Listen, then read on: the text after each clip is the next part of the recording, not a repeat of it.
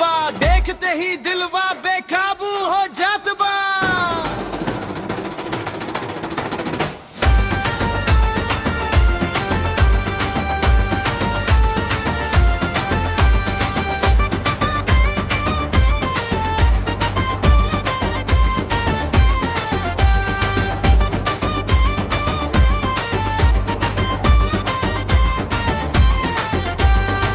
गांव के गली में जब तू निकल से है, धड़के करे जवा रुक जाए पल।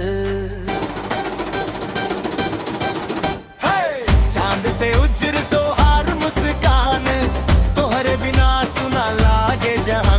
नजरिया के जादू चलो बले बाड़ू, दिलवा हमारे चुरावले बाड़ू। रोज रोज तोरे ख्याल सतावे, नाम तोहार होठवा पर आवे।